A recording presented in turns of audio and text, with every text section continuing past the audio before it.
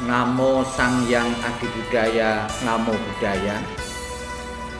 Segenap umat Buddha dimanapun Bapak Ibu berada, para upasaka dan upasika yang saya hormati, pada kesempatan kali ini saya akan membahas tentang Avalokitesvara atau Kwan Im Posat Mohsat.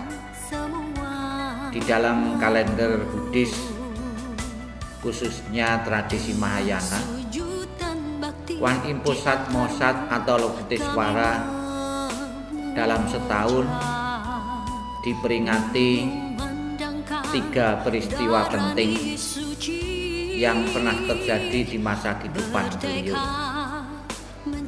Peristiwa pertama yaitu di bulan 2 tanggal 19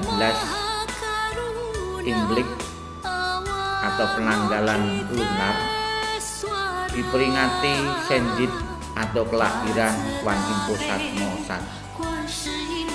Kemudian di bulan 6 tanggal 19 diperingati pencapaian penerangan sempurna beliau.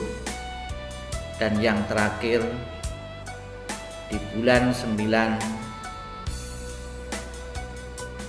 tanggal 19 diperingati parinirwana atau meninggalkan keduniawian. Bapak Ibu saudara sekalian yang berbahagia, kita segenap umat Buddha khususnya dalam tradisi Mahayana maupun wihara-wihara binaan Sangga Agung Indonesia dan Majelis Buddhayana, terutama di kota-kota, sudah tidak asing lagi mendengar sesosok Kwan Im Posat Mohsat, karena rupa atau foto atau gambar Kwan Im Posat Mohsat ini menghiasi di beberapa wihara-wihara binaan Sangga Agung dan Majelis Buddhayana Indonesia. Bahkan setiap kita berkunjung di wihara Buddhayana maupun tempat ibadah Tridharma, kita pasti menemui altar Kwan Im Posat Mohsat atau Avalokitesvara ini. Bahkan saya pernah melihat di beberapa tempat altar Kwan Im ini diletakkan di altar utama, sedangkan altar-altar yang lain di sekelilingnya atau di belakangnya atau di kanan kirinya. Banyaknya altar-altar Kwan Im Posat Mohsat ini membuktikan figur tokoh dari Kwan Im Posat Mohsat itu sangat besar peranannya. Dan tentunya juga sudah banyak umat Buddha yang merasakan getaran welas asih, cinta kasih, dan telah menerima permohonan-permohonan terkabul dari belas kasih Kwan Im Posat Mohsat ini. Sudah banyak ratusan bahkan ribuan orang yang bersaksi terhadap pertolongan, terhadap mukjizat dari Kwan Im Posat Mohsat ini. Tidak mengherankan Kwan Im Posat Mohsat selalu di hati oleh para umat Buddha khususnya dalam tradisi Mahayana. Di dalam sutra atau di dalam Avalokitesvara Bodhisattva Samantamuka Pariwarta disebutkan janji dan prasetya dari Kwan Im Posat Mohsat ini demikian. Wahai siswa berbudi, seluruh makhluk beratus ribu dari ribuan koti yang menderita sengsara dalam dunia ini, apabila mereka mendengar tentang Bodhisattva Mahasattva Avalokitesvara, dengan sepenuh hatinya memuja namanya, maka Bodhisattva Mahasatwa Alukiteswara akan segera memperhatikan suara mereka dan terbebaslah semua dari segala penderitaan. Sungguh sangat luar biasa Bapak Ibu sekalian, Wanimposat Mosat selalu berkenan mendengar jeritan, ratapan, dan merespon kesulitan-kesulitan yang dialami makhluk-makhluk di dunia ini. Kita tahu Bapak Ibu, saat ini masyarakat dunia sedang cemas karena wabah penyebaran virus COVID-19. Banyak kesulitan-kesulitan yang dialami oleh keluarga-keluarga. Mungkin juga Bapak Ibu sekalian keluarga saat ini sedang mengalami kesulitan, mengalami kecemasan, ketakutan, ikut tertular COVID-19 ini. Namun Bapak Ibu sekalian, kita ada penghiburan, kita ada tokoh penting yang sanggup membantu, yang sanggup mendampingi dalam kehidupan Anda, yaitu Wanimposat Mosat. Lepaskan kecemasan, ketakutan, kekhawatiran. Kita sepenuh hati memohon berkah dan pelindungan Wanimposat Mosat yang di dalam janjinya berkenan mendengar cerita dan ratapan setiap umatnya yang meyakini dan berjodoh karma dengan beliau. Bapak Ibu saudara sekalian yang saya hormati, begitu berat kesulitan-kesulitan yang dialami oleh umat saat ini di bidang ekonomi, di bidang kesehatan, maupun kecemasan-kecemasan terhadap nasib anak-anak yang tidak bisa sekolah tatap muka secara langsung. Namun Bapak Ibu sekalian, sebagai umat beragama, dan kita juga sudah mengenal tentang tokoh penting, pribadi yang sanggup menjawab doa-doa yang mengabulkan harapan-harapan setiap umatnya yang meyakininya. Bapak Ibu sekalian dimanapun berada, Wanimposat Mosat adalah tokoh penting yang selalu menjadi penghiburan bagi umat Buddha dimanapun Bapak Ibu berada. Marilah kita tidak ragu-ragu memohon pertolongan dan bimbingan dari Wanimposat Mosat ini. Semoga wabah COVID-19 ini akan segera berakhir. Semoga kita segera kembali melakukan aktivitas secara normal kembali. Bapak Ibu saudara sekalian yang saya hormati, di saat kita memperingati mengenang Wanimposat Mosat mencapai penerangan sempurna, yaitu bulan 6 tanggal 19 yang akan dilakukan oleh wihara-wihara Budayana dan Sangga Agung, dan juga tentunya wihara-wihara yang lain. Kita diingatkan tentang welas asih dan cinta kasih Wanimposat Mosat. Ketika beliau mencapai penerangan sempurna, belum mempunyai kemampuan, salah satunya yaitu mengubah dirinya menjadi 33 perwujudan. Seiring dengan berlalunya sang waktu, di berbagai wilayah daratan Cina berkembanglah tradisi pemujaan terhadap perwujudan Kuan Yin dalam kumpulan 7, 8, 15, 25, 28, 32, 33, dan 40. Semua bentuk ini tentu saja merupakan sifat karuna dari Sang Buddha. Kumpulan 33 perwujudan ini melambangkan bahwa welas asih, cinta kasih Wanimposat Mosat begitu besar, dan tak terkiranya banyaknya pertolongan-pertolongan diadaptasikan dengan makhluk-makhluk yang ingin ditolong, maka beliau mengambil wujud bentuk sesuai dengan para pendengar atau para pemohon-pemohonnya.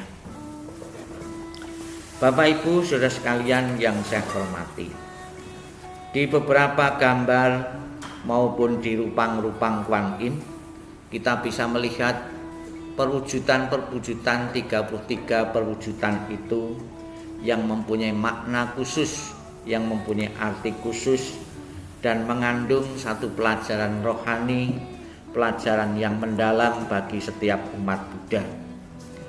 Ada beberapa hal yang sangat menonjol di dalam perwujudan Kuan Im Posatmosat di antara 33. Bisa saya sebutkan beberapa perwujudan yang nantinya dapat kita jadikan satu pembelajaran bagi kita untuk meneladani tentang sesosok perwujudan ini. Yang pertama, Kuan Im Posatmosat berwujud yaitu Yang Liu, Yang Lu merah atau Tamas Sri. Ciyang juga dikenal sebagai Yang Lu Kuan Im atau Kuan Im Liu. Yang Lu tidak hanya simbol Buddhis untuk kelembutan yang dilambangkan oleh keluasannya daun panjang yang terkulai, tetapi kulit kayu dan daun dari jenis Yang Liu tertentu bisa dijadikan obat bagi penyakit gondok, disentri, rematik, dan luka memar. Dalam perwujudan ini Kuan Im dikatakan bersumpah untuk menyembuhkan penyakit. Dari sini kita bisa belajar dan bisa mengetahui sudah banyak di kalangan umat Buddha dan para simpatisannya yang sedang menghadapi sakit, yang belum menemukan obat yang cocok. Mereka memohon berkah dan pertolongan dari Kuan Im Posatmosat dari sakitnya.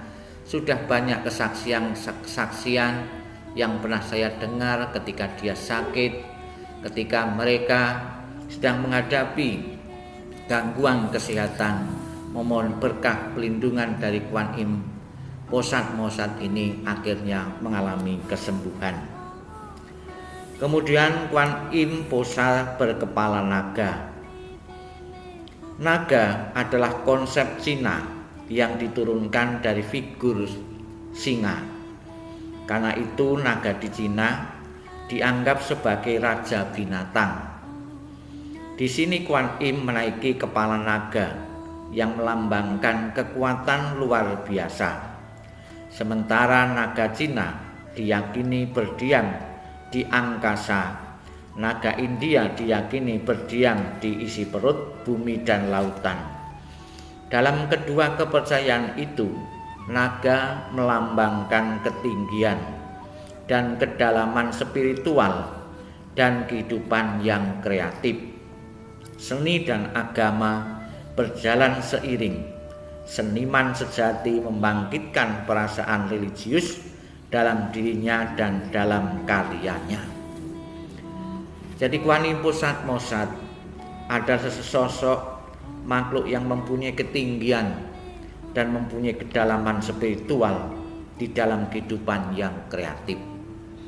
Kedalaman spiritual sangat penting bagi kita semua, sehingga skala prioritas kita bukan hanya kesenangan, kebahagiaan yang sesaat, namun benar-benar kita pun berjuang, kita bekerja, kita berkarya untuk tujuan jangka panjang, yaitu kedalaman spiritual kita. Bukan saja berpikir untuk ego kita, bukan saja berpikir untuk kepentingan diri kita, namun juga berpikir untuk membahagiakan, untuk membantu, meringankan orang lain. Kemudian yang ketiga, Kuan Im pemegang sutra.